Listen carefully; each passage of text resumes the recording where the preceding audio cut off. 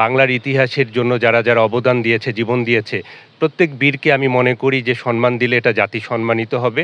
নবাব সিরাজউদ্দৌলার ইতিহাসকে আমি মনে করি এখনই সামনে আনার একটা সুবর্ণ সুযোগ। আমাদের গণপ্রজাতন্ত্রী বাংলাদেশ সরকারের মাননীয় উপদেষ্টা, প্রধান উপদেষ্টা, নোবেল বিজয়ী ডক্টর মোহাম্মদ ইউনূস স্যারের কাছে আমি বিনীত আবেদন করছি। উনি দেশ-বিদেশে ওনার ব্যাপক বিচরণ, উনি ইতিহাস ঐতিহ্যকে সম্মান করেন। তো বাংলার ইতিহাসের সাথে নবাব সিরাজউদ্দৌলার একটা আত্মিক সম্পর্ক, এবং এই বাংলাদেশে নবাব সিরাজউদ্দৌলার উপরে অনেক স্থাপনা আছে এবং সেগুলো খুব অবহেলিত, এবং সেগুলো বিগত সরকারের সময় কিছু দুষ্কৃতিকারীরা দখল করেছে। সেগুলো এখনও অল্প কিছু অংশ আছে, সেটাকে একটা মিউজিয়াম করা হোক। এটা একটা জাতীয় দাবিতে পরিণত হয়েছে এবং আশা করি মাননীয় প্রধান উপদেষ্টা ডক্টর মোহাম্মদ ইউনূস স্যার এটা সুদৃষ্টি দেবেন। মীর জাফর তো একটা অভিশপ্ত চরিত্র, এটা যুগে যুগে, এটা কিয়ামতের আগ পর্যন্ত অভিশপ্তই থাকবে, এবং সে একজন বিশ্বাসঘাতক। বিশ্বাসঘাতক কখনো কারো প্রিয় হতে পারে না। তবে ওপার বাংলায় মীর জাফরকে হিরো বানানোর জন্য নানাভাবে বই লেখা হচ্ছে, চেষ্টা করা হচ্ছে। তাদেরকে ওয়েস্ট বেঙ্গল সরকার স্বীকৃতি দিয়েছে, যদিও এটা তো মমতা বন্দ্যোপাধ্যায়ের সেটা নেই, সেখানে আইনি কিছু জটিলতা আছে, সেটার কারণে হয়তো তারা কিছু বলছে না। কিন্তু মমতা দিয়েও মীর জাফরকে ভালোভাবে নেন না, এবং বাংলাদেশে যারা রাজনীতি করেন তারাও কেউ নেন না। মীর জাফর সবসময় কলঙ্কিত ছিল, তারা কলঙ্ক মোছার জন্য বিভিন্নভাবে চেষ্টা করছে, কিন্তু সেই চেষ্টায় মনে হয় না এটা সফল হবে। বাংলাদেশের রাজনীতিগুলো হলো, যারা বিগত সময় ছিল পরিবার কেন্দ্রিক, সেটা বিএনপি যখন ক্ষমতায় আসে তারা তাদের পরিবারকে হাইলাইটস করে, আওয়ামী লীগ যখন আসে তারা তাদের পরিবারকে হাইলাইটস করে। আমি মনে করি বাংলার ইতিহাস ব্যাপক। বাংলার ইতিহাসে শুধু শেখ পরিবার, জিয়া পরিবার নাই, বাংলার ইতিহাসে অনেকের অবদান আছে। বাংলার ইতিহাসে নবাব আলীবর্দী খানের অবদান আছে। উনি বাংলাকে বর্গীমুক্ত করেছেন, বাংলাকে মানুষকে সুখে শান্তিতে বসবাসের সুযোগ করে দিচ্ছেন। উনি 16 বছর ক্ষমতায় ছিলেন, অথচ নবাব আলীবর্দী খানের জন্মবার্ষিকী, মৃত্যুবার্ষিকী কোনোটাই পালন হয় না। বেগম লুৎফুন্নেসার অবদান আছে, নবাবের সহধর্মিণী, উনি বাংলার জন্য কাজ করেছেন। উনি নির্যাতিত হয়েছেন, ঢাকার জিঞ্জিরা প্যালেসে 8 বছর বন্দী ছিলেন, অথচ সেই ইতিহাসগুলোকে আড়াল করে রাখা হয়েছে। নবাব সিরাজউদ্দৌলার অবদান আছে। নবাব সিরাজউদ্দৌলা উনিও বর্গীমুক্ত বাংলাকে করেছেন। 14 মাস 14 দিন ক্ষমতায় ছিলেন, বাংলার সুখে দুঃখে মানুষের পাশে ছিলেন। উনি এই বাংলায় একাধিকবার বজরায় করে এসেছেন, মেহেরপুরে এসেছেন, ঢাকাতে এসেছেন, চট্টগ্রামে এসেছেন, এবং সেসব জায়গায় ওনার নামে কিছু স্থাপনা, সড়কের নাম আছে।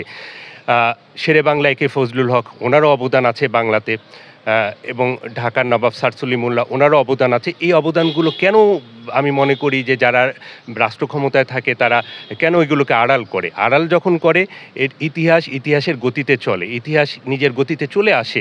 আপনি যখন ক্ষমতায় থেকে আপনি নিজের পরিবারকে হাইলাইটস করবেন, বই লিখছেন, এটা করছেন, এগুলো হলো মেকি ইতিহাস। এই ইতিহাসগুলো টেকে না। আর ইতিহাসের গতিকে যখন থামাবেন তখন কিন্তু একটা বিস্ফোরণ ঘটে। সেই বিস্ফোরণটা বিগত সময় দেখা গেছে 15 বছর যারা আওয়ামী লীগ সরকার ক্ষমতায় ছিল, আমি বহুবার আবেদন করেছিলাম তৎকালীন প্রধানমন্ত্রী শেখ হাসিনার কাছে, কারণ শেখ পরিবারের সাথে নবাব সিরাজউদ্দৌলা পরিবার বা নবাবজাদা আব্বাস উদ্দৌলার কোনো ব্যক্তিগত দ্বন্দ্ব নেই, কোনো শত্রুতা নেই।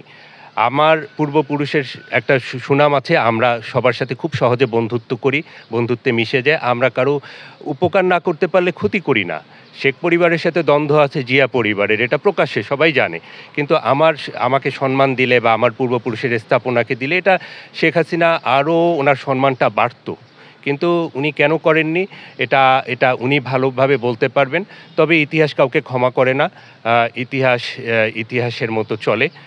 এবং ওনার স্থাপনাগুলো পূর্বপুরুষের দেখেছি গোপালগঞ্জে, বিভিন্ন জায়গায় উনি পুরনো আদলে এনেছেন, এবং উনি পানাম সিটিকে নারায়ণগঞ্জে সেটা এনেছেন। কিন্তু সিরাজউদ্দৌলাকে আনলে আমার মনে হয় উনি খাটো হতেন না, ওনার সম্মানটা, ওনার পরিবারেরটা আরও বেড়ে যেত। যাই হোক, উনি যেটা করেছেন সেটার ফল এটা দেশের মানুষ জানে কি হয়েছে। তবে এখন মাননীয় উপদেষ্টা আমাদের বাংলাদেশ সরকারের, ওনার দিকে দেশবাসী তাকিয়ে আছে, আমি তাকিয়ে আছি। উনি অনেক বড় মনের অধিকারী, ডক্টর মোহাম্মদ ইউনূস, উনি নোবেল বিজয়ী, উনি দেশ বিদেশে ওনার অনেক খ্যাতি। আমি মনে করি যে একটা ঐতিহাসিক স্থাপনা জিঞ্জিরা প্যালেস এবং আরও যেগুলো আছে হোসিনি দালান আছে, লালবাগ কেল্লা আছে এবং নবাব সিরাজউদ্দৌলা রিলেটেড এই বাংলাতে যেগুলো স্থাপনা সেগুলোকে উনি নির্বাহী আদেশ বলে সেগুলোকে রক্ষণাবেক্ষণের দায়িত্বে দেখ এবং সেটার জন্য যদি উনি মোতাওয়াল্লি নিয়োগ করতে চায় সেটা আমাকে দিলে আমি যেহেতু জিনিসটাকে ভালোবাসি, আমি এটা একটা শিশুকে যেরকম মা আদর যত্ন করে লালন করে, বড় করে, ভালোবাসে সেই জিনিসটা আমার কাছে সুরক্ষিত থাকবে। আমরা আমাদের পূর্বপুরুষ এবং আমরা মানুষজনকে দিয়েছি, করেছি। আমরা কারো দেশেরটা মেরে খাবো না। আমরা দেশকে কিছু দেব। ভালো কিছু উপহার দিব, জাতিকে কিছু ভালো উপহার দিব। মাননীয় প্রধান উপদেষ্টা ডক্টর মোহাম্মদ ইউনূস উনি যদি বন্ধুত্বের হাত বাড়ালে আমি আমার হাতটা বাড়িয়ে দিলাম। অবশ্যই ওনাকে আমি সহযোগিতা করব। শুধু আমার পূর্বপুরুষের স্থাপনা রক্ষণাবেক্ষণের জন্য না, যেকোনো বিষয়ে ওনাকে আমি সহযোগিতা করতে প্রস্তুত।